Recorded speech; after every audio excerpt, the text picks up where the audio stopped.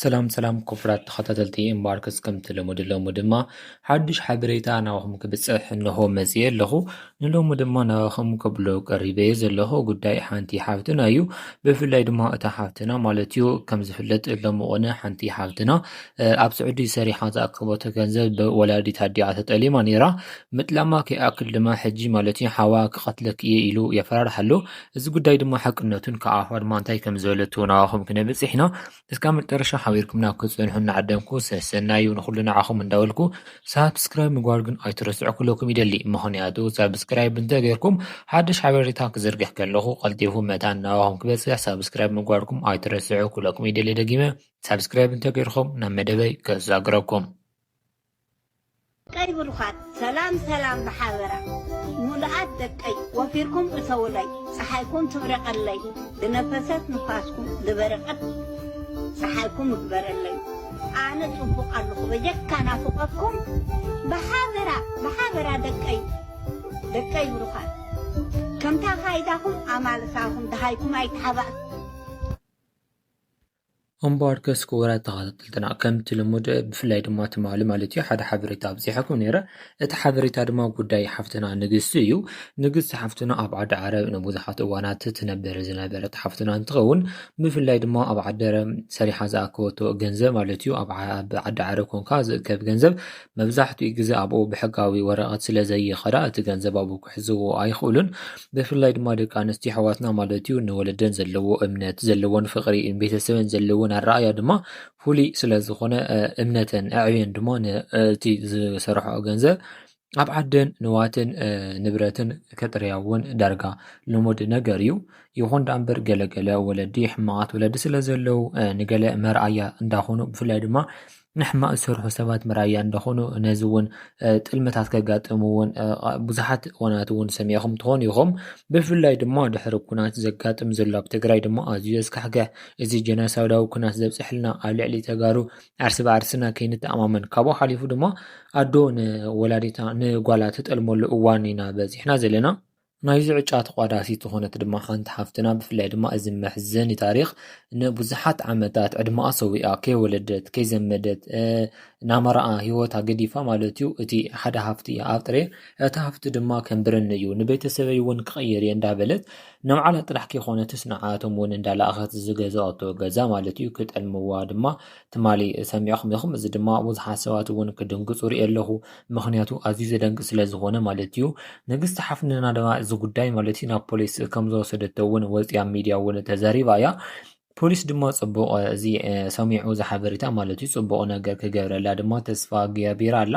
ብፍላይ ድማ እዛ ሓፍትና ማለት እዩ ኣብ ጥቓ ብዙሓት ፖሊሳት ብፍላይ ድማ ኣብቲ ዝኸሰሰቶ ቦታ ማለት እዩ ዳሕና ፖሊሳት እውን ዝተሓወሩ ከም ዝረኸበት እቲ እቶም ወለዲ ድማ ብከምዚ ዓይነት ቅድሚ ሕጂ ስለ ዝጥርጠሩ ዝነበሩ እቲ ንብረታ ድማ ክምልሱላ ተስፋ ከም ዘለዋ ገሊፅ ኣላ ይኹን ዳ እምበር እቲ ጉዳይ ማለት እዩ ብፍላይ ብእቶም ወገን ቤተሰብን ሓዋ ድማ በገዛ ናይ ምናእስ ሓዋ ማለት እዩ ከምኡ ማለት እቲ ጥልመት ድማ ኣካል ተቋዳሲ ኮይኑ ቤተሰብ ከም ቤተሰብ እዮም ኣብ ልዕሊኣ ክጠልሙ እዚ ጥልመት ድማ ክካይድዎ ተራእዮም ሓፍትና ንግስቲ ዋላ እኳ ከም ዝተገበርዋ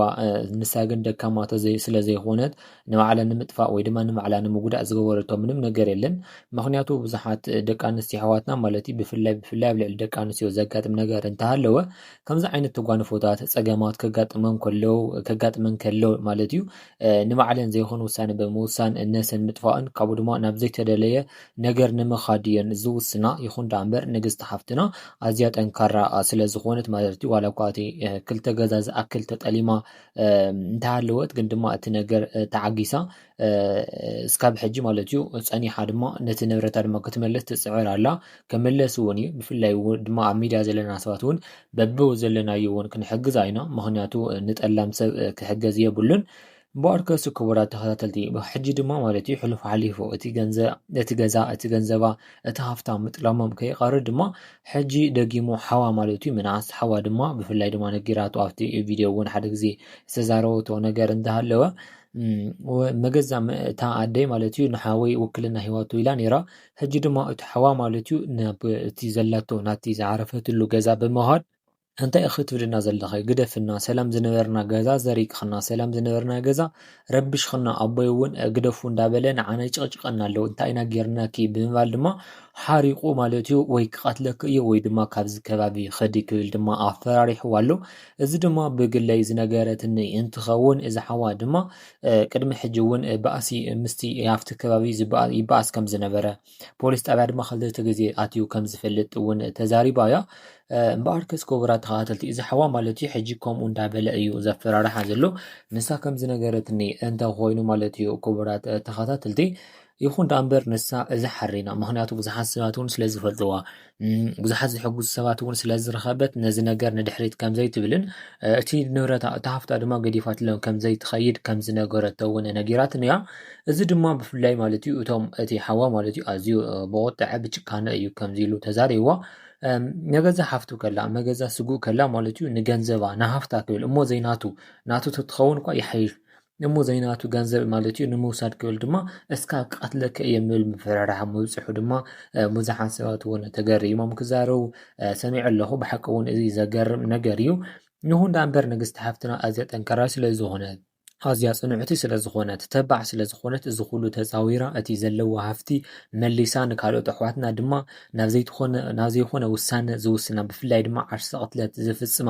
ደቂ ኣንስትዮ ኣሕዋትና ንዓተን ድማ መርኣያ ንምዃን እትገብሮ ዘላ ነገርን እትኸዶ ዘላ ክያዱ ድማ ኣዝዩ ደስ ዘብል ነገር እዩ እምበኣርከስ ክቡራት ተኸታተልቲ እዚ ማለት እዚ ሓበሬታ ተሰምዑ ዘለኹም ድማ ኣዝዩ መምሃራይ ኣብኡ ተሎ ገለ ምኽሪ ከብለኩም እሞ ብፍላይ ድማ ደቂ ኣንስትዮ ኣሕዋትና ኣብ ዓዲ ዓረብ ዘለኸን ብፍላይ ብዙሕ ግዜ ዓዲ ዓረብ ክበሃል ንሰምዕ ኢና ብዙሕ ግዜ ዓዲ ዓረብ ሕማቕ እዩ ዓዲ ዓረብ ኣብኡ ዘለዋ ኣሕዋትና እውን ብዙሕ ግዜ ማህሰይቲ በፅሐን እዩ ከምዚአን እንዳተባለ ይዝረብ እዩ መብዛሕትኡ ሰብ እውን ይፈልጥ እዩ ግን ድማ እቲ ከምዚ እቲ ቀንዲ ናብቲ ፀገም ክእትወን ዝኻለተን ኣሕዋትና ከምዚ ብወዲ ከምዚ ኣብዚ ተመፅን ብወለደን ይጥለማ ወይ ከዓ ብዝፈትዎ ብፍላይ ድማ ብዘፍቅርኦ ወዲ ኣፍቃሪአን ክጥለማ ብዙሓት ኣጓላት ንፈልጥ ኢና መቐረብና እውን ንረክብ ኢና ካብኡ ሓሊፉ ድማ ኣብቲ ዓዲ ዓረብ ዝነብሩ ኣብቲ